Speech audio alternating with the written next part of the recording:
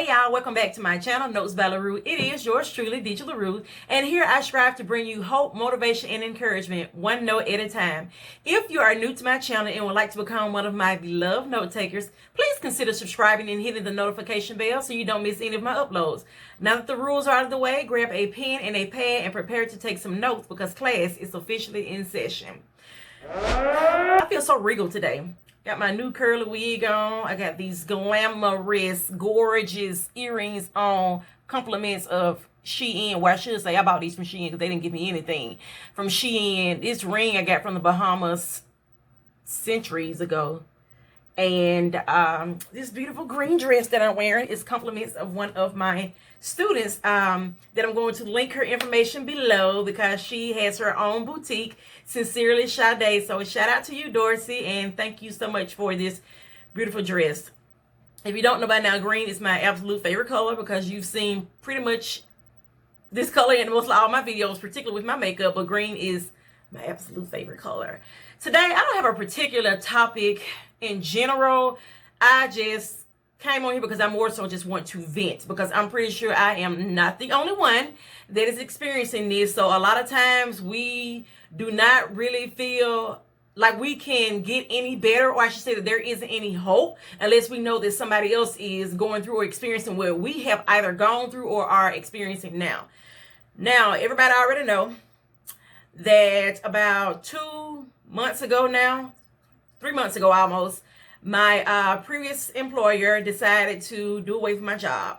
Now, I will say this. When I was first approached with the news, I was not shocked or surprised because I was already expecting it.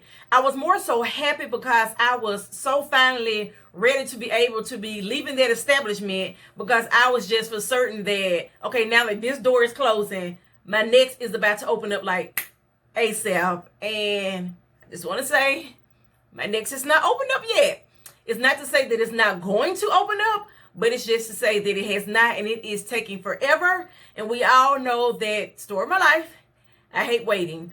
I've almost wanted to give up. When I say give up, I'm not talking about like end my life or anything like that. I mean give up writing because I said I've been doing this forever and it has not opened as many doors as I would have hoped it would have opened, at least by now because I'm 36. But I know God's time and not mine. But I sincerely contemplated giving up. I was like, you know what? It's not worth it. Even with my blog, because I had made mention on my blog, a post probably about 2 posts ago, how I felt like, I just really feel like nobody is listening to me. Okay, let me say this. I do care about subscribers because I do want an abundance of people to be able to come to this channel and get this message. It's not about making money or getting sponsorships or anything like that. It's just that I want people to get this message because I really feel like they can benefit from it, or they may know somebody who's going through what I am sharing with you all, and they will be able to benefit from it if they share the videos with them. But I just kept saying, oh my God, I just keep writing and nobody's like not commenting. I don't care about likes. But it's just to say, nobody is commenting and say, oh, well, I felt that. I really got that. Oh, hey, excuse me. I really needed that. And I said, you know what? This is not going to work for me. So immediately my mind went to, I don't have enough followers. Or I don't have enough subscribers. I don't get enough views on my channel. And I said, you know what? That is not the intent on why you created your blog, Notes by LaRue. And that is not why you started your YouTube channel with the same moniker, Notes by LaRue. You started your blog and your channel for one, because someone else would not give you a chance on their platform. And two, you wanted to be able to bring hope, inspiration, and motivation to individuals one note at a time. And a lot of times I was putting those posts out there, or these videos, I should say, because I was trying to get inspiration for myself. I was trying to get motivation for myself because I was completely hopeless. I figured, hey, it has not happened yet in 36 years. It is never going to happen. So ultimately, I started to adopt that pessimistic attitude the way I used to be. And I said, you know what? I have come incredibly too far. God has been more than good to me. He has tremendously blessed me. So it's only up from here. I understand that I may not be where I want to be in life, and I may feel like I'm stagnant, or I may feel like everybody else is moving but me. I am moving. I am just not moving at the speed in which I want to move.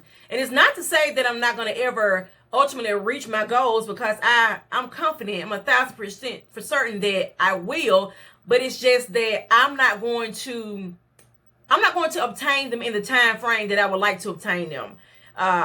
Everybody that pretty much knows me, particularly my students, they know that I am I'm a very anxious person. I may mention this so many times. I don't really, well, I'm not going to say I don't really appreciate downtime, because I do. Because any chance I can get to just go relax and do whatever, I'm all for it. But I don't allow myself a lot of downtime, if that makes any sense. I'm currently finishing up a book right now. I have 5 more chapters left. Hallelujah. And I will be done. And I said, you know what? Once you have completed this book, then you're going to take at least a month off before you're going to get back on the other book and complete that book. And I was like, okay, yeah, that sounds good, because I really need a break, especially a mental break, because I am so tired, I'm so exhausted, and I'm just so constantly used to being busy, and going. I don't like idle time, none whatsoever. As soon as I complete one task or project, I immediately immerse myself into something else, because I've always had this feeling that there is something else I need to be doing, or I could be doing. I've always had a feeling there is so much more in me that I can pour out into the lives of others. But a lot of times I sit back and I question, well, what exactly is it? I'm already writing and motivating and inspiring. I do motivational speaking. I inspire that way. I do my YouTube channel. I inspire that way. What more could there possibly be in me that I could give? And that's still a question that I have yet to answer, or find the answer to, I should say. But I told myself that I was going to take a break for a month before I resume back writing on my other book that I'm currently writing on. And yesterday, when I was almost nearing the end of this book that I have desperately been trying to complete, I said, I don't have time to take a month off. I can't. I'm going to be behind the 8 ball. Like, I wanted these books to be out such and such month or such and such year. I can't afford to stop. Now, at minimum, I can give myself at least probably about 2 to 3 days off, just to re-energize, recuperate, and continue on with my other book. But I said, you know what? I don't even think I can afford to do that. So this morning I got up, I completed my book that I have been working on, and I immediately started on the other book. I'm not gonna lie, I did. I wanted so bad to stop, but I have continued to press my way through. I have continued to fight, because I really feel like if I take off too much time, and this has happened before in the past, if I take off too much time, then I am never going to complete what it is that I started. And a lot of people can attest to this, whether it be they have started school, working on a degree, and then they've gotten pregnant or married and said, well, hey, you know what? I'm going to take some time off to be able to raise my family, and then they never go back to school.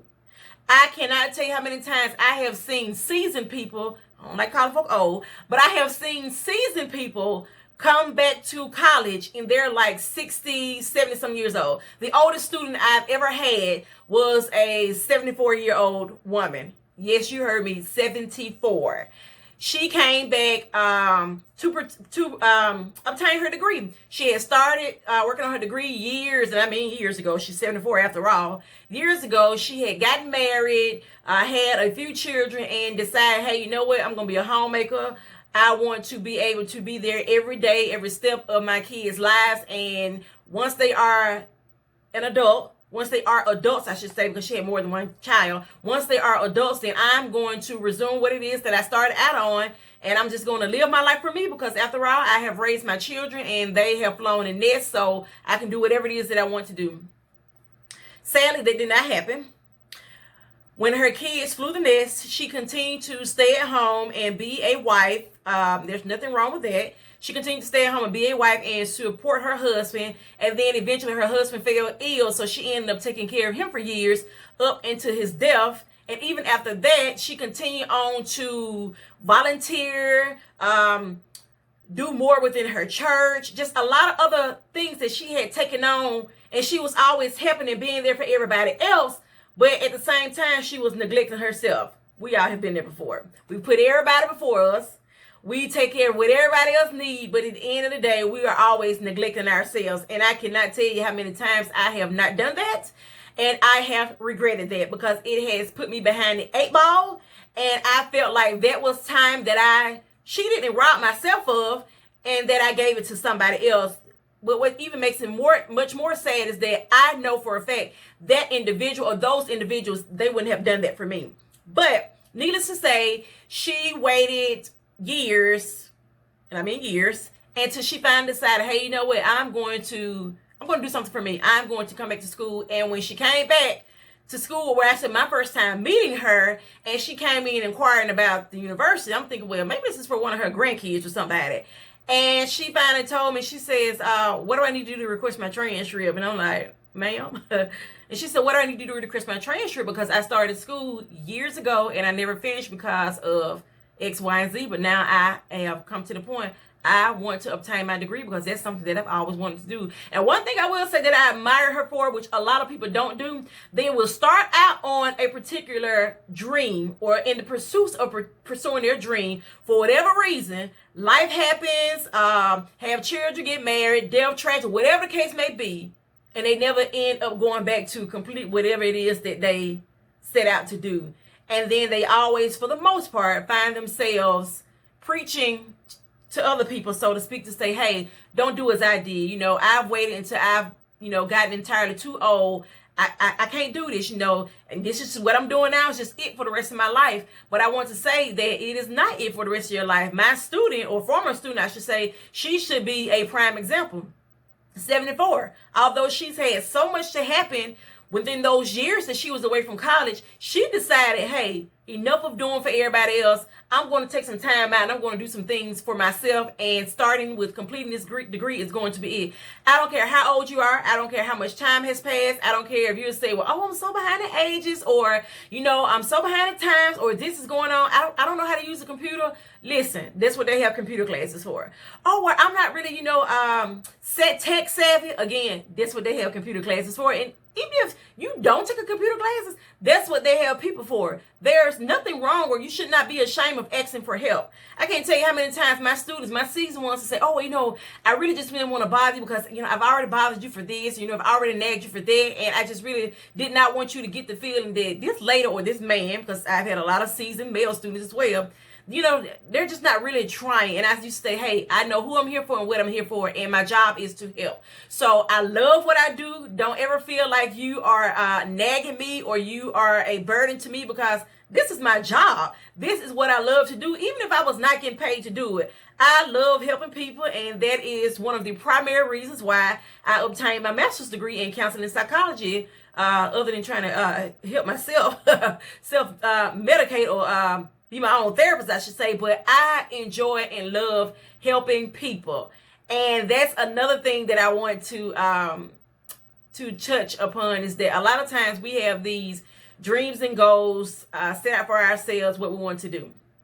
Before I decided to obtain my master's degree in counseling and psychology, I wanted to be an attorney and I wanted to be a prosecutor because I wanted to lock up the bad guys.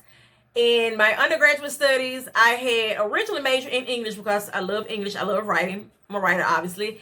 And I said, hey, you know what? I think this is what's going to work best for me. And then I had a couple of classes, and one of my professors, he said, hey, well, English is great for when you're writing like your case studies, and whatnot. He says, but I really feel like you should major in political science, because it's really going to give you an edge up in the law school or the law world. And I said, okay, I'm going to do political science. So I ended up changing my major to political science. I'm not going to lie, I absolutely enjoyed political science and what I did, and I was so excited because I said, hey, listen, I'm about to get my degree in this, and now I'm about to go to law school. I had purchased so many books to study for the LSAT. I had even paid to secure a testing spot to take the LSAT, but when the time came to take that test, I couldn't show up. I could not show up, and it was not that I was afraid to take the test or I was afraid of failing. In my mind, I said, you know what? This really is what I want to do, but I really feel like God is just leading me in a different direction. So I ended up talking to one of the counselors at the university, And after speaking with me, she says, I really think counseling and psychology will be an excellent fit for you. And I'm like, me, counseling somebody. Later, I got a boatload of problems of my own. Like, I am in no position to be able to help anybody else with their problems when I can't even help myself with my own. And she says, no, Deidre, because innately you're just a really caring person. You're very compassionate. You're very kind. And people that are experiencing some of the issues that they need to experience, that they are experiencing, I should say, you've already gone through it. And at that time, I think I was probably 26, maybe 28. I was 28. I got my master's degree 8 years ago. I was 28. And I'm like, what? She says, yeah, you are so young to have experienced what you have gone through. There are a lot of people out here in this world and they really need you. So I ended up applying to graduate school and I got in and I went on from there. I enjoyed my program. There were days that I was crying and I wanted to give up because I had come across so many clients that reminded me of me when I was younger. And I'm like, wow. And here I am as a child, as a teen, thinking, oh my God, you know, God is just punishing me. I don't understand why I'm the only one that is going through this. And then to know that, no, you are not the only one going through this. Or no, you were not the only one going through this. Look how many other people there are going through what you have gone through. And the beauty of the thing is that you've gotten past it. They are in it. And I mean, they are in the thick of it. What are you going to do to help them? So I completed my degree and I ended up being promoted within the university of where I obtained my degree from. And the rest is just history. So I said all of that to say, there are going to be some times and days where you are going to be questioning whether or not is it worth it? What are you doing? What you are doing now, is it really what you want to do? Or is this really God's plan for me? Or should I just start all over from scratch? And I promise you, I have had all those thoughts. And even most recently, I would say 3 days ago, being very transparent, I had a crying session in my office. I literally did. Like, I boo-hoo cried. And I mean, I cried and I cried. And I just thought that I was never going to stop crying because I said, oh my gosh, like, I want to be on the New York Times bestseller list. Matter of fact, we're going to speak this into existence. I am going to make the New York Times bestsellers list. And I kept saying, I've applied for all these writing positions and all these editorial positions, but I don't understand, like, why am I not hearing back? Like, why won't anybody give me a chance? And again, I'm always thinking that as soon as I apply or do something like that, I'm going to get the response or the answer that I am seeking. And we all know that it does not work that way. It does not work that way. Sometimes it may take weeks, sometimes days, and I hate to even say years. It takes some people a lot of years to be able to actually pursue the dreams and the visions that they have set for themselves.